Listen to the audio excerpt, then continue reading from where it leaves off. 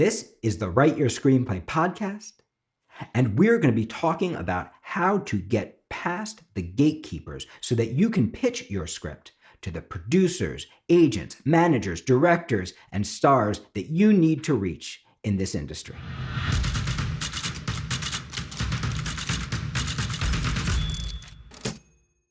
Now first, a warning. These techniques actually work. So before you use them, please make sure you have a pitch that is actually at a professional level. And even more importantly, please make sure you have a script that is at a professional level. You don't want to do all this work of getting past the gatekeepers, only to finally get into that meeting of a lifetime and realize you're not wearing any pants. And I've seen so many talented writers do this. I've judged at so many pitch fests, watching writers with actually really great stories pitch them in ways that made them seem unreliable and unprofessional. I've seen so many writers show up with an incredible pitch and then a screenplay that does not back it up. And if you make this mistake, you're not only wasting your time, you're wasting the time of every single person that you pitch. So if you have not yet gotten professional feedback on your pitch and on your script, if you are not 100% convinced that your pitch and your script are at a professional level, hit pause on this podcast. It is not time for you to make a full-time job out of getting to the right people, because all you're going to do is end up burning your contacts. It's your job to make sure your content is incredible, so that when you pitch those right people, they actually respond. Unless you are already famous, you are not going to sell a great idea. What you're going to sell is a great execution of that idea. So professional feedback. And when I say professional, please, this is not development notes from a coverage reader. This is not a bunch of written development notes from a contest. This is not the lovely writers in your writers group who have not yet sold a script. This is not your mom, your friend, your family. This is feedback you want from a professional writer, somebody who has done this more than you, who knows what an industry-ready script actually looks like, who knows what an industry-ready pitch actually sounds like. And if you need help with that, that's what we do here at the studio. So you're welcome to call us and we will hook you up with somebody amazing who can help you develop your project. So now we're going to make the assumption you've done all that. You actually have a script that's ready to go. When you show up for your big meeting, you're not missing your pants, you're wearing your finest suit.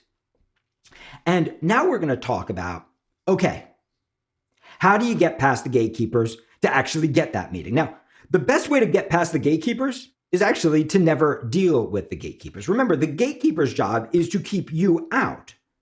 So if you can go around a gatekeeper, you want to. And there are so many wonderful ways you can do this. As we talked about in episode 3 of this series, you can target very specific individuals and start to talk to everyone you know, start to shake the tree of your own social network. And you might be surprised to find out that somebody that you know happens to know them. Even if it's a distant contact, a warm lead is always better than a cold one. So even if it's a distant relative, even if it's someone who knows them from high school, right? A warm call is always better than a cold call. So ideally, you're going to get an introduction. You might find out where they're speaking or a festival where one of their movies is screening and see if you can bump into them in person. You might follow them on social media and build a connection there. So there are lots and lots and lots of wonderful ways to connect to people. And if you can, you are going to try to never interact with a gatekeeper at all. However, sometimes it just doesn't work. Sometimes you try everything you can and there just is no one in your social network who knows them or who's willing to make that introduction. Sometimes you try everything you can, but they don't respond to you on social media, or they're not really active, or somebody else is running their account. Sometimes you try everything you can and you realize the only way to go is through the front door. And so now we're going to talk about how to actually get through that front door, how to get through that gatekeeper. And to understand that, you have to first kind of put yourself in their shoes. You've all been to a department store. And if you've been to a department store, you know that even though all the items in the department store might be appealing in some way, the chances are you're not searching for all of the items in the department store. You've probably gone to the department store for one very specific thing. So if you are in search of a pair of pants and somebody comes running up to you with a television, that television might be absolutely amazing, but really that person is wasting your time because you just showed up looking for a pair of pants. Similarly, even when you are in the pants section of the department store, you are not looking for every pair of pants in the section. There are going to be some pants that are out of your budget. There are going to be some pants that are just not your style. There are going to be some pants that are too functional for you, or some pants that are too stylish, right? There's a specific kind of pant that you're looking for. And though you might not know exactly, you know what isn't it. The gatekeeper's job is to know what kind of pants or what kind of items the person is looking for so that they don't get overwhelmed by every shiny, cool thing at the department store. Anybody who can actually help you in the industry, you can be guaranteed they are busy. If they're not busy, if they have enough time to just chit-chat all the time, well, they're probably not far enough along in their career where they can actually help you anyway.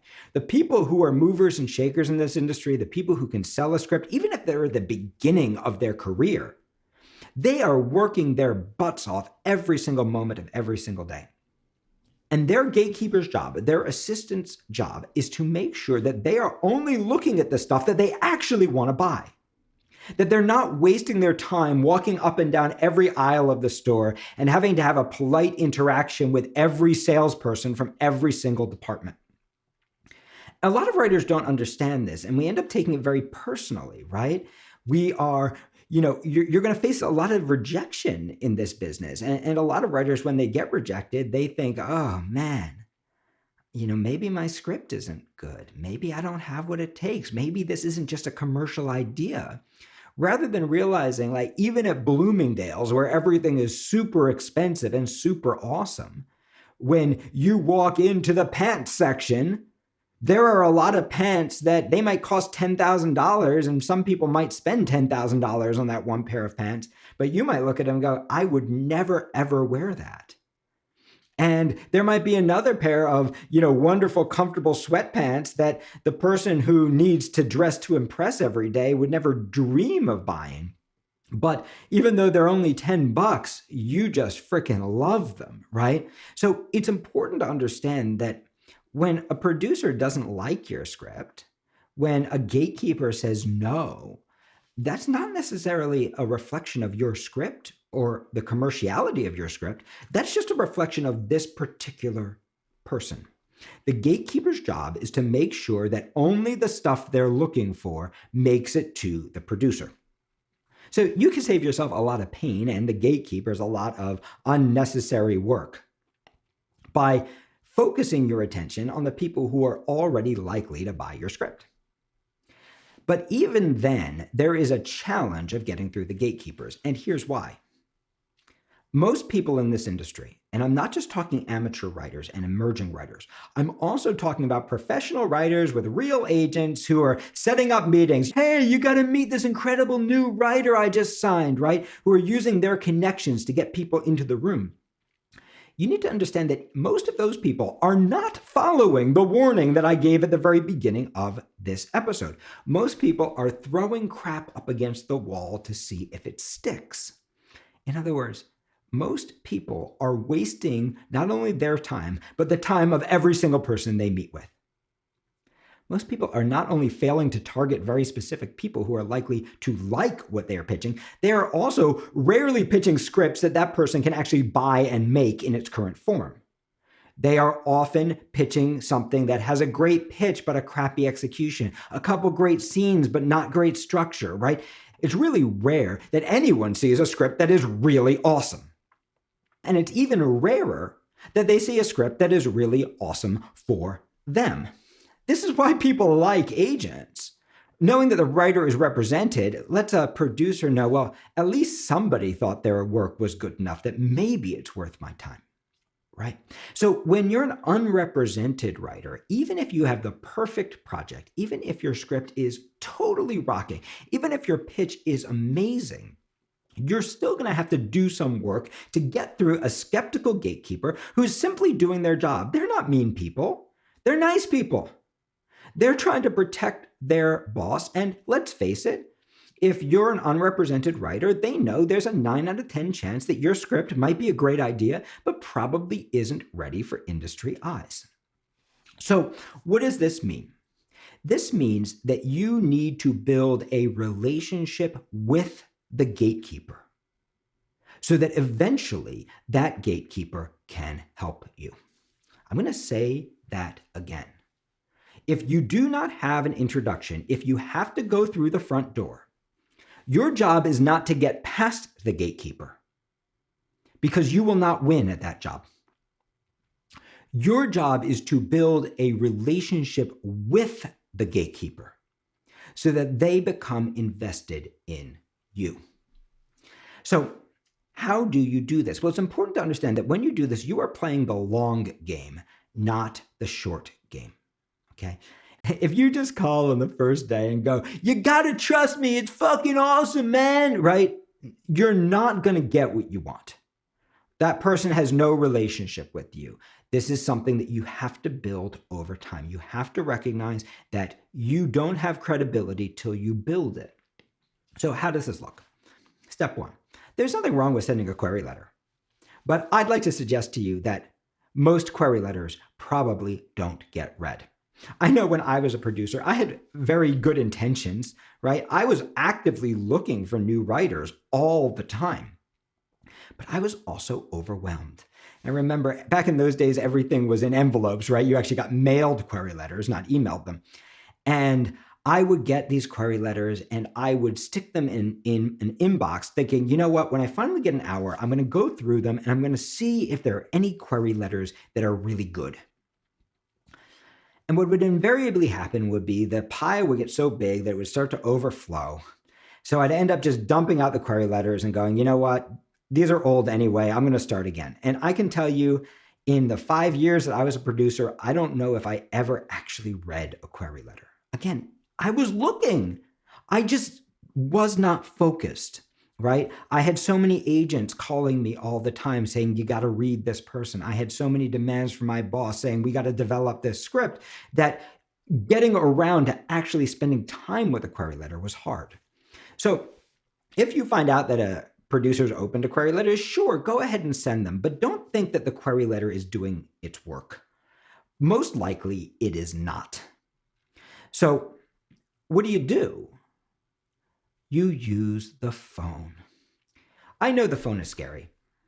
I know you don't want to use the phone. I know that phone is like from a previous generation. But the fact that no one uses the phone anymore is in your favor. Because it is so much easier to build a relationship over the phone than there is to build one over email. If you send a person an email and they miss it in their inbox, and you send another email saying, did you miss it? And then another email saying, hey, I still haven't heard from you. And another email saying, yo, I haven't heard from you yet. You're just a pain in the butt. And it's so easy simply to ignore those emails. It's so easy to miss those emails. I have 14,000 unread emails in my inbox. That's not because I don't want to read all those emails. That's just because I get more emails every day than I can possibly respond to. So this is the same for every person you're trying to reach in the industry, particularly the gatekeeper who is literally inundated with emails from people that they already know. So if you can avoid email, avoid email. Use the damn phone. How do you do it? Well, remember, their time is valuable, and remember that most people are jerks to them. Most people have no interest in developing a relationship with an assistant who they usually see as somebody below them. They see the assistant as the obstacle who's getting in the way of you talking to the awesome person you're trying to reach. But that's not how I see assistants. I see assistants as, number one, the people who control everything in their boss's life. The assistant determines what that person reads and what that person doesn't even know about, what that person sees and what that person does not. That the assistant determines that person's schedule. The assistant reminds that person, you got to do this. Don't worry about this. So number one, see that person as a direct access who probably knows more about what's actually going on in the producer, director, agent, manager, star's life than even they do. Number two, that assistant is not going to be an assistant forever. If that assistant is good, eventually that assistant is going to be an agent, is going to be a manager, is going to be a development executive, is going to be a producer. So it's important to understand that the assistant that you're talking to, you're thinking is the obstacle of getting to the big producer. Well, the truth is they're your generation if you're an emerging writer. They're the people who are coming up with you. And if you build a long-term connection for them, you might not sell your script today, but a couple of years from now, they might be the person who helps you, who remembers you, who thinks about you, who helps you build your career as you help them build theirs. Number three, these are people. The producer you're reaching out to is a person, and the assistant you're talking to is a person. And I know that, when you are making this phone call, that it feels like the most important thing in the world to you. I know it feels like the stakes are life and death. I know that you might be panting and stalking around your office and trying to get yourself centered, right? Because it's so scary, because it feels like the most important thing that's ever happened. And if you mess it up, oh my God, there goes my whole career. I know you feel that way, or a lot of you feel that way, because I felt that way at the beginning of my career. But what you realize over time is these are all people, and some of them are jerks, but the jerks are never going to help you anyway. Most of them are not only people, they're nice people. They're nice people with an important job to do. And for them, your phone call isn't this like big important thing. Your phone call is literally what they do all day, every day. It's just normal business. People calling up, pitching them things, saying yes, saying no, thinking about it, right? This is totally normal for them. So part of succeeding is taking all the high energy out of this and treating the relationship like it's just normal for you too. Like you were talking to somebody who you interact with every day. And if you treat that person like a human being, you're going to be doing yourself such a favor. And if you're a jerk to that person, well, you better be pretty powerful, because that person is going to end up getting in the way of your project in ways that you never imagined. Your job is to be nice to everyone, build great relationships with everyone, treat other people exactly the way you wish you were treated. Don't manipulate, don't lie, be an authentic person, and recognize that you're not going to sell your script on your first phone call. You're going to build relationships over time. So how do you make that call? Well, we're going to talk about that after this break. Imagine if you had a professional writer who would read every single page you wrote and every single draft you completed. Imagine if instead of having to leave your job and take on hundreds of thousands of dollars of debt for grad school, you could get lifelong mentorship with some of the same incredible teachers from the top grad schools at a teeny tiny fraction of the price, something that fit your real world life and that you could continue to do forever if you wanted to. Well, that is ProTrack. ProTrack is Jacob Kruger Studios' answer to grad school. We will pair you one-on-one with a professional writer who will help you build your library of scripts, help you take your writing to a professional level, help you build your career in a way that doesn't require any debt and in a way that you can actually afford. So check it out, writeyourscreenplay.com/ProTrack. You can schedule a free consultation to meet with James Couch, our admissions director. He will talk to you about your writing. He will talk to you about your goals. He will get you to the right person and help you start building your success today. So, what does this look like? You're calling somebody brand new. Don't call on a Monday. On a Monday, the assistant is totally overwhelmed. They have more going on than they can ever deal with, which means you can't talk to them. I recommend calling on a Tuesday. Tuesdays are fantastic days to call because they are quieter days than Mondays, but they're close to the weekend so that I can ask the person what they did that weekend and build a connection with them that way. So let's say you're trying to get through to a producer named Mary Smith. That usually looks a little bit like this.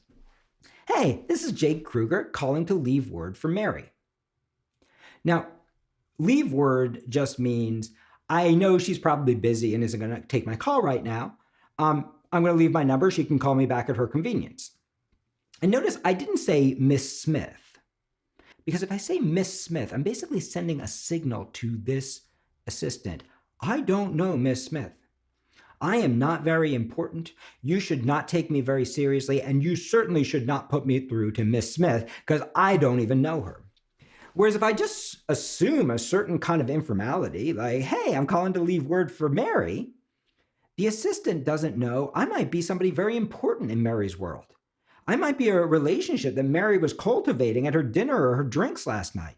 I might have a project that Mary is super excited about. So now the assistant doesn't want to offend me, right? And the assistant is much more likely to take me seriously. Before they can even ask me any more questions, I'm going to say something like this. By the way, I haven't spoken to you before. What's your name? Greg. Okay, great. I'm going to write down Greg's name. And I'm going to continue to write down every single thing that Greg tells me about himself because I want to build a relationship with Greg. I've now had a successful meeting. If nothing else comes out of this, I'm done. So I'm going to try to get off the phone. Greg, lovely to meet you. Look forward to working with you. Here's my number. I look forward to hearing from Mary when she gets time. That's it. That's the whole phone call. But I was successful. I got the assistant's number. Now, behind the scenes, here's what's happening. That assistant is either going to Slack Mary, or next time Mary comes out from her meeting, he's going to say, Jake Kruger called. And Mary's going to go, Jake Kruger, who the hell is Jake Kruger, right? In her own mind. She's trying to remember, is this somebody I met with? Because she's meeting with hundreds of people every week. So hundreds of phone calls every week. Who is Jake Kruger? Who is Jake Kruger? Who is Jake Kruger? And she's going to probably ask the assistant, well, who's Jake Kruger? And the assistant's going to go, I actually don't know. And she's going to, well, find out. What's it about? Now, if the assistant was good, he probably asked you, what's it about? What's this regarding? And when that happened, if you're good, you're not going to say, I'd really like to pitch my script to her. I'm an emerging screenwriter. No, you're going to go, it's about, and you're going to give her the title. So let's say I'm going to make up a movie. It's about chain link. Oh, it's about chain link. Great. They write down chain link. At this point, it really sounds like you know Mary, right? You're talking about a title as if she knows it. You are using her first name. And there's a good chance, unless the assistant is exceptionally good at their job, that they're not going to ask you any more follow-up questions because they probably don't want to offend you. And it seems like you're so comfortable. So now when behind the scenes, when they meet with Mary, what they're going to be saying is, so Jake Kruger called about chain link? And Mary's going to go, Jake Kruger, chain link. Who is Jake Kruger? I should know this name. Chain link. When was somebody? I don't remember. What's chain link? And the assistant's going to go, I don't actually know. Well, who's Jake Kruger? I don't know. All right, well, find out. Now, Mary's not going to call you back, but do you see what just happened behind the scenes? The assistant went from just taking your name to now he's got a job, which is to find out who you are. There's now a level of interest. So I'm going to wait a week. Trust me, I'm not going to hear from Mary. I like to call it the same time every week because eventually it can kind of become a joke between me and Greg. So Tuesday comes around, I give Greg a call. Yo, Greg, it's Jake Kruger. How was your weekend? Notice I don't launch directly into business this time. I use his first name and I ask him about his weekend. This is why I love Tuesdays. I'm still close enough to the weekend that this isn't weird. How was your weekend? Man, it was awesome. I went skiing. Oh, cool. Where do you ski? But right, we're going to have a nice little conversation. Keep it to like 30 seconds to a minute, right? You don't want to waste Greg's time. You're going to end up getting him in trouble, right? But you want to build that relationship. And meanwhile, you're writing down everything. Where does he ski? Does he ski or snowboard, right? You want to know all the details. And you're going to go, look. Anyway, I'm sure you're really busy. I'm just calling to leave word for Mary again. Looking forward to speaking to her. Now, at this point, if Greg is not very good, which the chances are most assistants are average, he's probably going to just write down your name again. If he is good, he's going to go, oh yeah, tell me more about that project. And at that point, you're going to do like the quickest version of a pitch. It's a screenplay for Mary, and I'm really excited to talk to her about it. That's it. The reason I'm being a little vague with Greg, unless he really pushes me, is I'm afraid that Greg is going to say the words that all writers tremble about. We don't accept unsolicited submissions. Once an assistant says that to you, that contact is pretty much dead for you unless you have an incredible relationship. And you have to know this is going to happen from time to time. It's going to happen often. And I'll teach you some techniques for what to do when that does happen. But you need to be aware this is going to happen. Sometimes you're just not going to get past. But you want to push that off as long as you can. That's why I'm being a little bit vague, right? I'm just kind of giving him the indication. I'm happy to talk to you about this, but I really want to pitch it to Mary, right? So it's a screenplay for Mary. I'm really looking forward to talking to her about it. That's simple, in and out, right? And if he's good, he might ask you a question like, who's attached? This is not the time to panic if you have no attachments.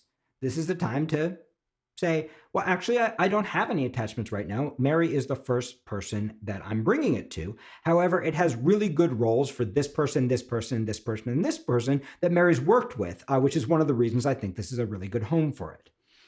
Do you see what I just did there? I showed him that there's a reason I'm targeting Mary, that there is an easy step that Mary can take to move this project forward. That I know who I'm calling and why I'm calling. So I've been keeping this in my back pocket.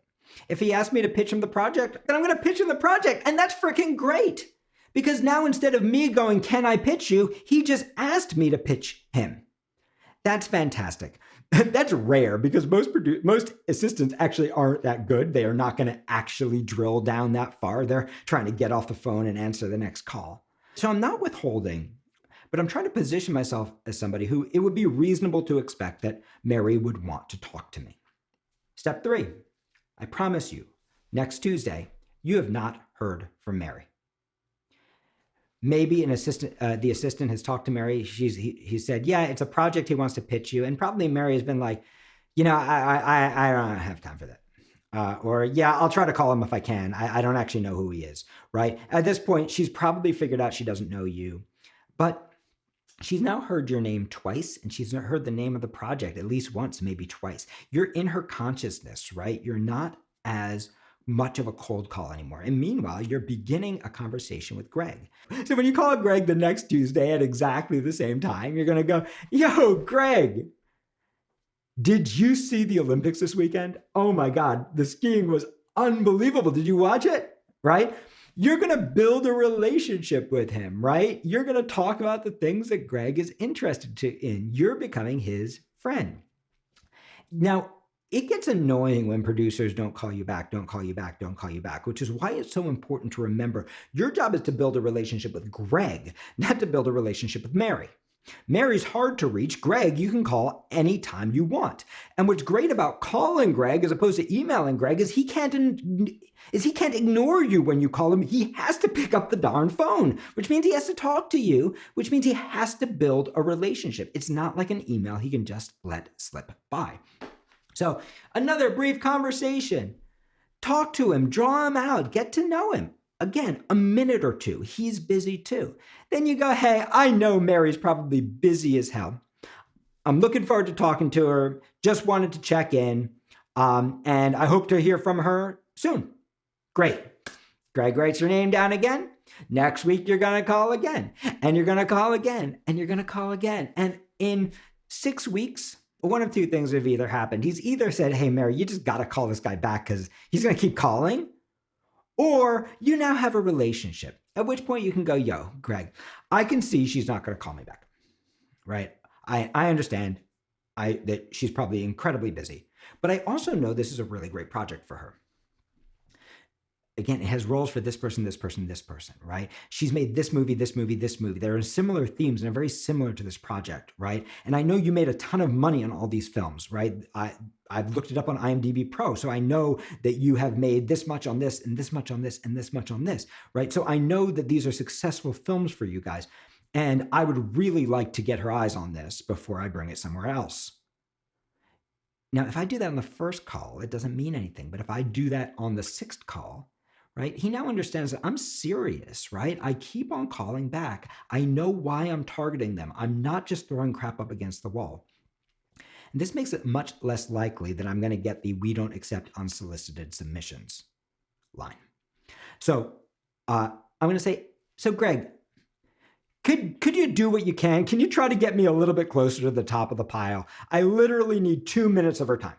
If she gives me 2 minutes of her time, I can pitch her the project. I know she's going to like it. And she doesn't like it, that's cool. You never hear from me again, or I'll take you out for a drink sometime, right? I'm just trying to get a little help from Greg. And the chances are he might try, or he might just be like, I don't know, right? No problem. Talk to you next week. I'm going to call again. I'm going to call again. And eventually I'm going to be like, look, Greg, I can see that I know you're working your butt off for me. I know you're trying to get her attention. I can see that you know it's going to be hard for me to get her to call me back. So can I ask you a favor? And most likely Greg's going to go, yes. Why? Because I've been talking to him at this point for 2 months. We're actually friends. I'm going to say, Greg, if I happen to live in the same place that he lives, I'm going to say, could I take you out for lunch and pitch this to you? If I live in a different place, I'm going to say, Greg, could I have 2 minutes of your time so that I could pitch this to you? And look, if you don't think it's right for Mary, no problem. I'll stop calling you. But I think you're going to think it's right for Mary, and I think you're going to be able to help me move this forward. Most likely, Greg's definitely up for a free lunch. Nobody ever buys Greg lunch. But Greg is also up for 2 minutes, especially because you've been calling him every day for 8 weeks. Okay, cool. Pitch it to me. And now you pitch it to him. And if he says no, no problem. You go, Greg, thank you so much for your time. I really appreciate it. Hope we get to work on something together in the future. And now you just know you're not going to get past this particular gatekeeper.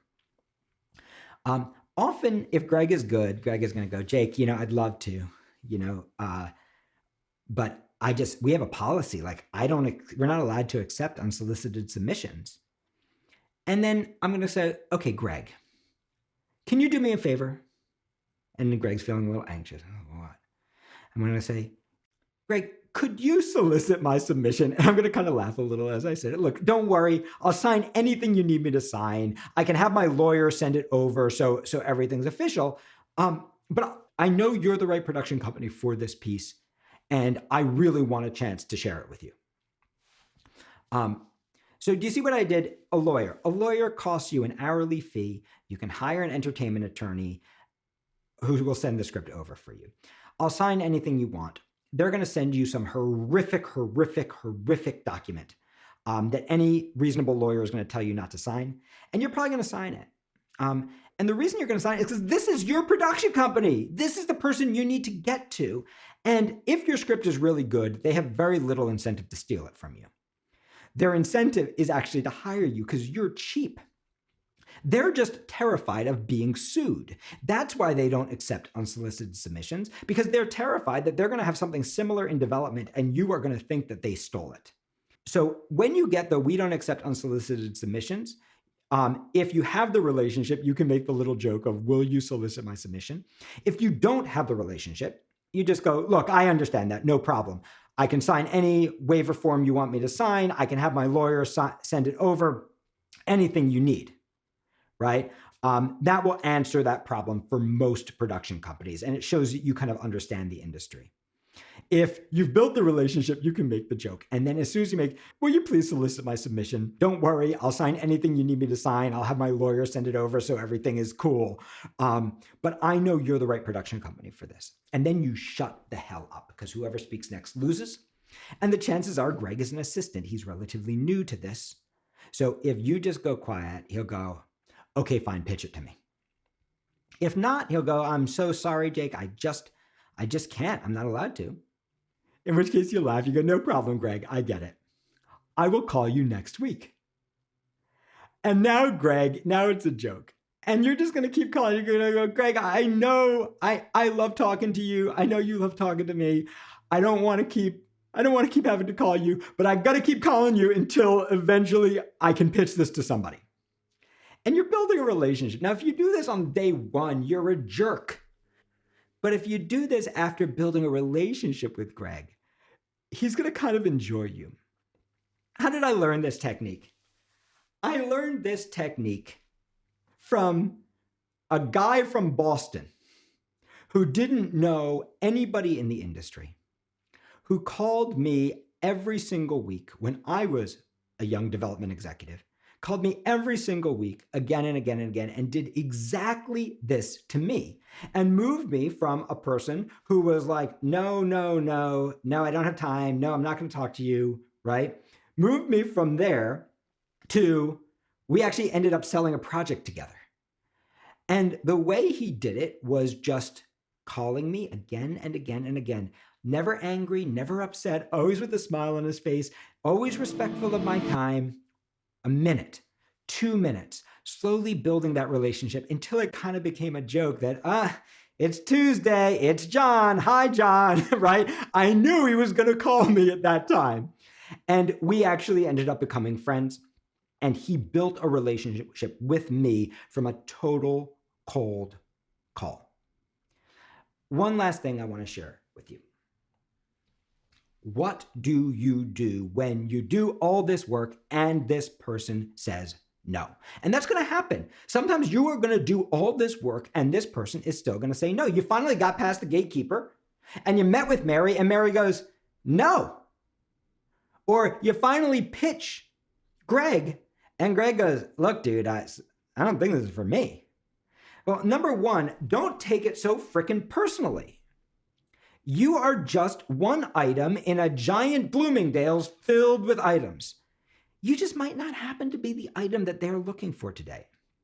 So the moment that you kind of see the look on the face that goes, oh, I'm not liking this pitch, the moment you sense that they're disengaged, the moment that they go, I don't think this is for me, don't make the mistake of trying to shove it down their throat. Even if you know they're wrong, even if you know that they're putting together your pitch the wrong way, they've assumed something that's not true, they're wrong about the demographic data that they have.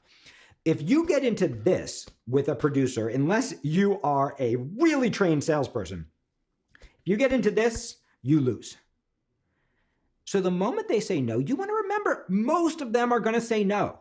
That's why you're playing the long game. You're not even really trying to sell this project, even though you'd love to. What you're really trying to do is you're trying to build the long-term relationships that are ultimately going to lead you to a whole career in this industry. It's so rare that we sell any individual project. Even a great meeting usually ends with, what else have you got? That's why it's so important to have a library of scripts, as we've talked about in other episodes of this podcast. So your goal in your first call is just to get Greg's name. Your goal in every future call is to build a relationship with Greg. Your goal by your final call is to get a pitch, whether it's Greg or Mary. And your ultimate goal, yes, in the back of your mind, you'd love to sell your script, but your ultimate goal is to build the community of your people who are going to help you. And here's what that looks like. You finally pitch Mary. You go, Mary, I know you're very busy. I'm going to ask for 10 minutes of your time. That's it. Great. Mary goes, okay, what do you got? You pitch your script. You're about 30 seconds in, and ideally you're on a Zoom call where you can see her face, but you start to see the look on her face. And the moment that happens, you're going to have an instinct to like double down or push harder. Now, the moment you see that, you're going to go, wow, this isn't for you, is it? And suddenly Mary goes, oh, right? She just feels relieved because she doesn't have to have that awkward no conversation, right? No, it's really not, Jake. And then you go, well, Mary, what are you looking for? And Mary might tell you exactly what she wants. If what she wants is similar to a project you have, then you go, well, Mary, forget about this project. I actually have something very similar in development. Could I talk to you about that? In fact, one of my favorite things to do when somebody when this is what I'm actually looking for, even if I didn't have something in development, because I'm relatively quick on my feet, sometimes I'd say something like, this is not something I'm actively pitching right now because I'm in such early stages of development on it, but it's so similar to your project that maybe I'll share it with you and see if it's something you'd be interested in looking when it's a little further along. And sometimes I would just make up a pitch that kind of fit what they were looking for. But let's say either you're not that quick to make pitches, that you're not comfortable doing that, or Mary's like looking for a zombie movie and you really don't write zombie movies. It is cool to go, well, boy, do I not have the project for you. And everybody will laugh for a second, but now you've got 8 minutes left in the room where you can turn Mary into a mentor. And if it's Greg, you can turn Greg into a mentor. And here's what that looks like. So Mary, I get, this is totally the wrong project for you. I see we have 8 minutes left. Could I just bend your ear for 8 minutes and maybe get a little bit of mentorship? And most likely she's going to say yes. If she says no, you go, okay, well, thank you very much for your time. I appreciate it. And you just know Mary's a jerk and Mary was never going to help you anyway. And you didn't lose anything. But most likely Mary's going to say, sure, I can give you 8 minutes of mentorship. No problem. And you're going to go, okay, look, Mary, I know this isn't the project for you. I know that you don't want to make it. But I also know that someone is going to make money on this project. It's like this movie, this movie, this movie. It's got roles for this person, this person, this person. You don't even have to mention to Mary that she worked with them. But if you've done your job, Mary has worked with those people and you're pitching people that she can easily get to, right? So it's got great roles for this person, this person, this person. And the script is good. I have really done the work on it. I've gotten professional feedback on the script. If you've won contests or festivals, you can tell them that now, right? So I know that the script is good. I know this is not what you're looking for. My question is, if you were in my shoes, who would you take it to? Now, at this point, it is vitally important that you shut up. Whoever speaks next loses. If you keep speaking, you are going to let Mary off the hook. So you're going to shut up. If Mary is really good at her job, Mary is going to say, I don't know, Jake. At which point I go, I know that there are certain challenges to the project. Here's my question for you. I know that you made this movie. I know that these were not easy movies and you got them made. So whatever advice you have, it is so much more than I know. And I know that in my shoes, you would figure out how to do this. So where would you start? Who would you start with? And then you shut up again. And eventually she's going to be like, I don't know. Maybe you bring it to New Line. Okay, great. Now you go, okay. Do you know anybody over there who's good? Now you shut up. Well, Jesse over there is pretty good. Okay, great.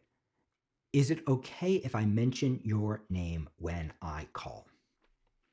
If Mary says no, then you go, thank you very much for your time, and don't lie. At least you have a name to call at New Line who might be the right person for you.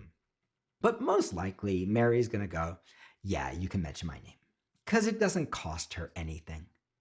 So yeah, you can mention. At that point, you actually got to yes. And here's what's really important. Any meeting, the real job is just to get to a next step, whatever that next step is. And the moment you get to that next step, you want to get out of that meeting because the only place you can go from yes is no.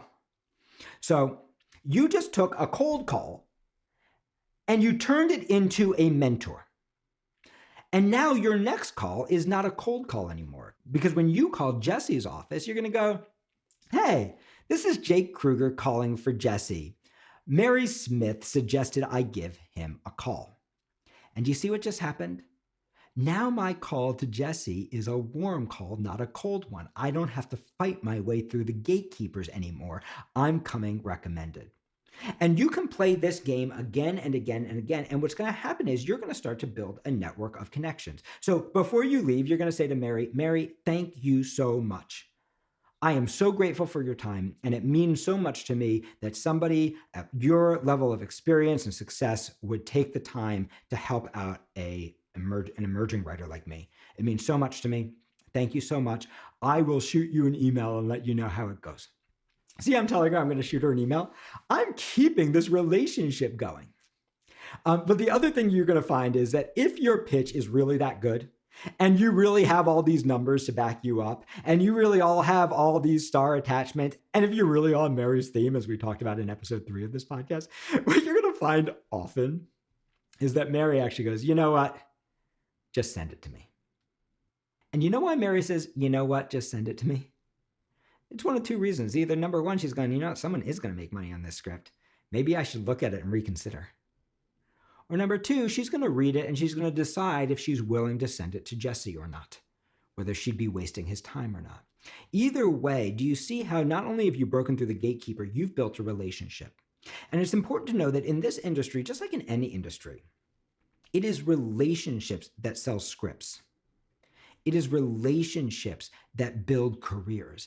Mary is going to be a contact for you. She might never make a movie that you wrote. She might never produce a show that you wrote. But she's going to be a contact for you for the rest of your life. Send her a handwritten note. Send Greg a handwritten note, right? Nothing weird. Don't go overboard and do something that's going to creep them out, but send them a nice little handwritten note for their time, for their advice. And follow up with Mary. Hey, I had an amazing meeting with Jesse. He was so incredibly helpful. You know, he had some great recommendations about the next places to take it. I hope that you and I find something that we can work on in the future. In the meantime, I'm so grateful for your mentorship. Meanwhile, you're doing the same thing for Jesse. You're building a network of mentors that you can tap at any time, right? That can actually help you get to those people. So what you're actually doing is you're building your social network of people who can potentially help you get more and more meetings that aren't cold calls, that can help you get past the gatekeepers for future scripts and future relationships. I hope that you enjoyed this podcast. If you're digging this material, you are our promotion. So please like, follow, subscribe. We are so grateful to have you as part of our community. And if you want to study with us, you can do it for free every Thursday night. WriteYourScreenplay.com/Thursday.